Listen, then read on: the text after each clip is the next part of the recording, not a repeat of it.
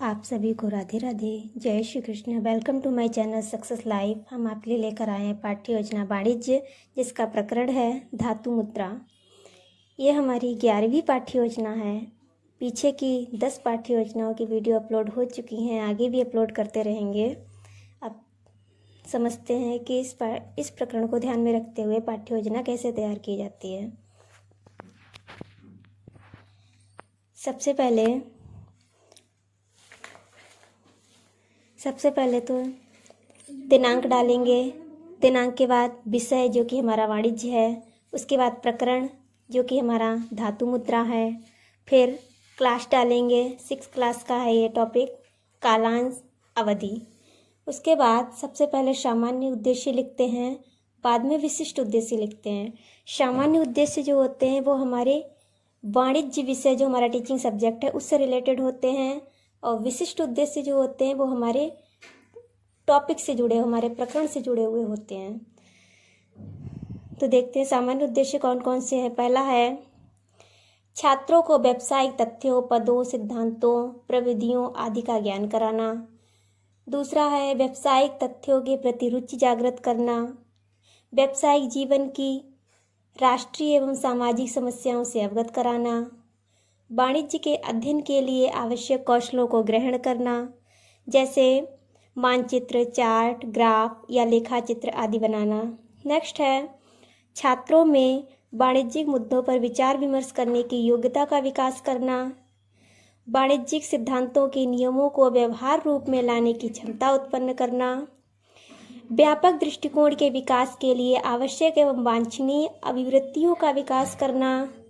Next and last है वाणिज्य में सिद्धांतों, निष्कर्षों, समस्याओं, प्रक्रियाओं आदि की समझदारी विकसित करना।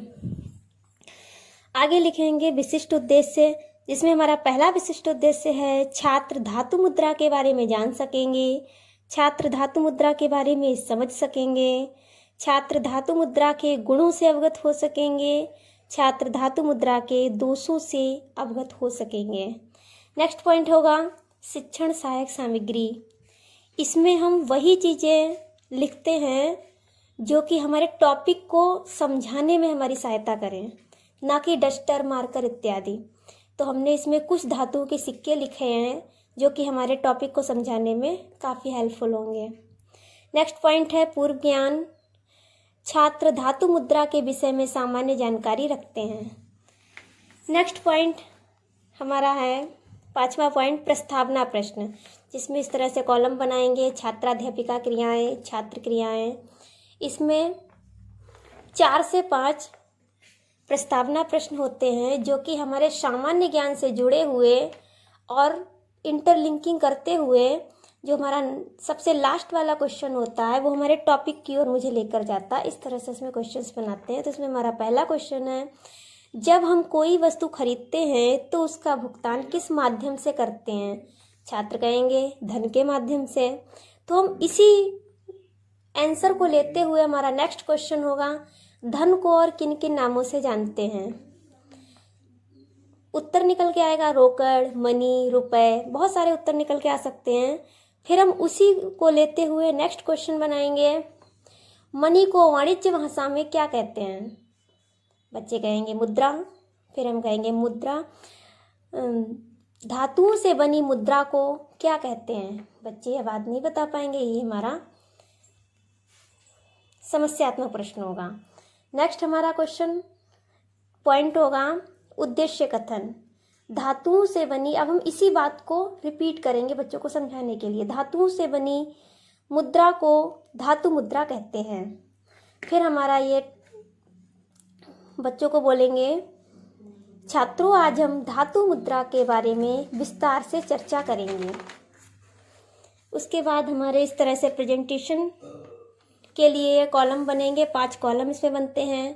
पहला शिक्षण बिंदु, दूसरा छात्राध्यापिका क्रियाएं, इधर होगा छात्र क्रियाएं, सहायक क्रियाएं एवं विधि, फिर होगा श्यामपट्ट कार्य। इस तरह से बनेगा कॉलम। तो हमारा शिक्षण बिंदु में 3 टीचिंग पॉइंट होते हैं। उसमें पहला टीचिंग पॉइंट है धातु मुद्रा का अर्थ। उसमें जो हमारा सेकंड कॉलम है छात्राध्यापिका क्रियाएं, उसमें सबसे पहले हम 2 से 3 विकासात्मक प्रश्न पूछेंगे, जिसमें हमारा पहला विकासात्मक प्रश्न होगा, धातु मुद्रा किन किन धातुओं की बनी होती है। छात्र उत्तर देंगे सोने, चांदी, तांबा, लोहा इत्यादि। ये हमारा यहाँ पर हम क्वेश्चन आंसर कर रहे हैं, पूछ रहे हैं, इसलिए यहाँ पर लिखेंगे प्रश्नोत्तरी विधि। नेक्स्ट हमारा क्वेश्चन है धातु मुद्रा पर किसकी मुहर होती है। छात्र इसका आंसर नहीं दे पाएंगे, प्रश्न पूछा इसलिए प्रश्नोत्तरी विधि। अब जब उत्तर नहीं दे पाएंगे तो यही मेरा स्पष्टीकरण हो जाएगा मुद्रा को दिखाते हुए, जो मैंने शिक्षण सहायक सामग्री में लिखा था कुछ धातु के सिक्के, तो वही सिक्के यहाँ दर्शाते हुए हम बच्चों को समझाएंगे कि धातु मुद्रा से अभिप्राय धातु के बने सिक्के से है, जिन पर सरकार अपनी मुहर अंकित करके उन्हें मुद्रा घोषित करती है, जिसे धातु मुद्रा कहते हैं। ये सिक्के किसी धातु के टुकड़े होते हैं। ये एक निश्चित वजन और आकार के होते हैं। ये आकार में गोल चौकोर होते हैं। धातु की शुद्धता सरकार द्वारा पूर्व निर्धारित होती है। सिक्कों पर सरकार की मुहर होती है ताकि जनता पर उनका विश्वास बना रहे। सिक्कों पर उनका मूल्य लिखा होता है। सिक्के बनाने की क्रिया टंकण कहलाती है। जिस स्थान पर सिक्के बनाए जाते हैं उसे टकसाल कहते हैं। क्योंकि यहाँ हम स्पष्टीकरण दे रहे थे तो उस समय सभी छात्र ध्यानपूर्वक सुन रहे थे, तो जो स्टूडेंट एक्टिविटीज है उसमें हम सामने लिख देंगे कि सभी छात्र ध्यानपूर्वक सुन रहे हैं। यहाँ पर प्रदर्शन विधि और व्याख्यान विधि दोनों का प्रयोग हुआ है, क्योंकि हम यहाँ पर बच्चों को स्पष्टीकरण देते देते हम बच्चों को धातुएं दिखा भी रहे हैं, इसलिए प्रदर्शन विधि, समझा भी रहे हैं इसलिए व्याख्यान विधि, और समझाने के दौरान ही हम बोर्ड एंट्री भी करेंगे, जो कि हमारा सबसे लास्ट वाला कॉलम है श्याम पटकार, उसमें यह लिखा जाएगा। धातु मुद्रा का अर्थ बच्चों को समझाते भी हैं और उस स्पष्टीकरण के दौरान जो हमारे इंपॉर्टेंट पॉइंट होते हैं उन्हीं को हम नोट डाउन करेंगे। यहाँ पर जैसे कि हमने लिखा है, धातु मुद्रा से अभिप्राय धातु के बने सिक्कों से है, जिन पर सरकार की मुहर होती है। सिक्के बनाने की क्रिया टंकण कहलाती है और टंकण क्रिया टकसाल में होती है। बहुत ज़्यादा लिखने की ज़रूरत नहीं है, जो मोस्ट इम्पॉर्टेंट पॉइंट हो बस केवल उन्हीं को लिखना है। और स्पष्टीकरण देने के बाद हम बच्चों से बोधात्मक प्रश्न पूछते हैं, जो कि हमारे स्पष्टीकरण से ही निकाले हुए होते हैं। सिक्के बनाने की क्रिया क्या कहलाती है? बच्चों ने ध्यान से सुना है तो बता देंगे सिक्के बनाने की क्रिया टंकण कहलाती है। क्वेश्चन आंसर पूछा है इसलिए यहाँ पर लिखेंगे प्रश्नोत्तरी विधि। नेक्स्ट क्वेश्चन हमारा होगा, धातु मुद्रा किसे कहते हैं? बच्चे बता देंगे धातु के बने सिक्के जिन पर सरकार की मुहर होती है धातु मुद्रा कहलाती है। प्रश्नोत्तर विधि, क्योंकि यहाँ पर भी प्रश्न पूछा है। एक बात और ध्यान देने की है कि यहाँ हम अपना जो भी टीचिंग पॉइंट स्टार्ट करते हैं 2 से 3 विकासात्मक प्रश्न पूछते हैं। जो प्रश्न बच्चे नहीं बता पाते हैं वही हम स्पष्टीकरण देते हैं, और इस स्पष्टीकरण में से जो इम्पॉर्टेंट पॉइंट होते हैं उन्हीं को हम श्याम पट पर पुटअप कर लेते हैं, और जो हम यहाँ लिखते हैं बोर्ड पर उन्हीं में से कोई ना कोई 2 से 3 बोधात्मक प्रश्न हम पूछ लेते हैं। और इस दौरान जो बोधात्मक प्रश्न होते हैं वो बच्चे ध्यान से सुन रहे होते हैं, इसलिए सारे के सारे क्वेश्चंस वो बता देते हैं। ये तो हमारा पहला टीचिंग पॉइंट हो गया। अब हम चलते हैं दूसरे टीचिंग पॉइंट की ओर। तो दूसरा टीचिंग पॉइंट है जिसका नाम है धातु मुद्रा के गुण। पॉइंट स्टार्ट करने से पहले तो हम 2 से 3 विकासात्मक प्रश्न पूछेंगे। हमारा पहला विकासात्मक प्रश्न है, पत्र मुद्रा और धातु मुद्रा में तुलनात्मक रूप से कौन सी मुद्रा अधिक समय तक टिकाऊ होती है?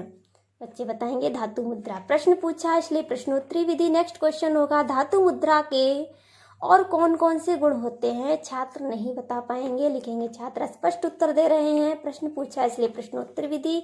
यहीं पर हम स्पष्टीकरण देंगे। धातु मुद्रा के अनेक गुण होते हैं।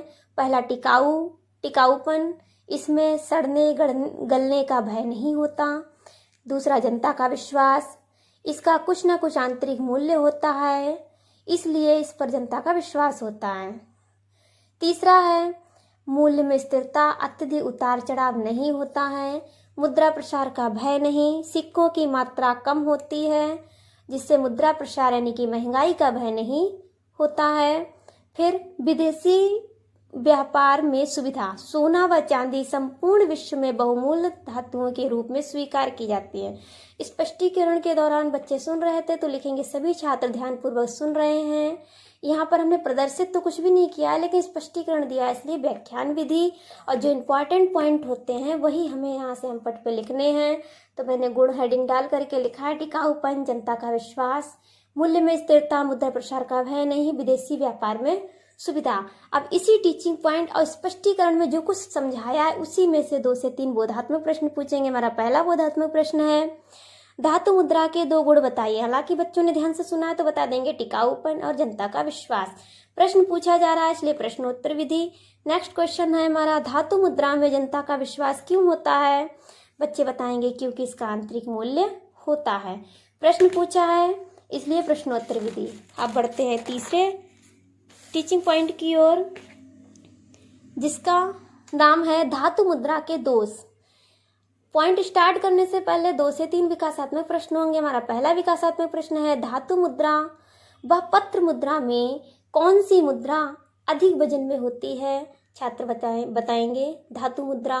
प्रश्न पूछा है इसलिए प्रश्नोत्तर विधि। नेक्स्ट है, धातु मुद्रा के और कौन कौन से गुण होते हैं? छात्र नहीं बता पाएंगे, यहाँ लिखेंगे प्रश्नोत्तर विधि। यही मेरा स्पष्टीकरण होगा। धातु मुद्रा के अनेक दोष होते हैं। दोष बताएंगे। पहला दोष है बहुमूल्य धातुओं की बर्बादी, धातुओं की घिसाई के कारण हानि उठानी पड़ती है। दूसरा दोष है लाने ले जाने में कठिनाई। तीसरा दोष है सुरक्षा संबंधी कठिनाई क्योंकि अधिक स्थान घेरती है। चौथा है अत्यधिक वजन होता है। नेक्स्ट एंड लास्ट है महंगी, यानी सिक्के ढलाई में अधिक व्यय होने के कारण यह मुद्रा महंगी होती है। यहाँ बच्चे ध्यान से सुन रहे थे तो लिखेंगे सभी छात्र ध्यानपूर्वक सुन रहे हैं। व्याख्यान दिया है इसलिए व्याख्यान विधि और इम्पॉर्टेंट पॉइंट लिखेंगे तो 2 हेडिंग डाल के, पहला है बहुमूल्य धातुओं की बर्बादी, लाने ले जाने में कठिनाई, सुरक्षा संबंधी कठिनाई, महंगी और अधिक वजन। इसी में से हम बोधात्मक प्रश्न पूछेंगे। हमारा पहला बोधात्मक प्रश्न है, धातु मुद्रा में लाने ले जाने की कठिनाई क्यों होती है? छात्रों ने ध्यान से सुना है तो बता देंगे वजन के कारण। प्रश्न पूछा है इसलिए प्रश्नोत्तर विधि।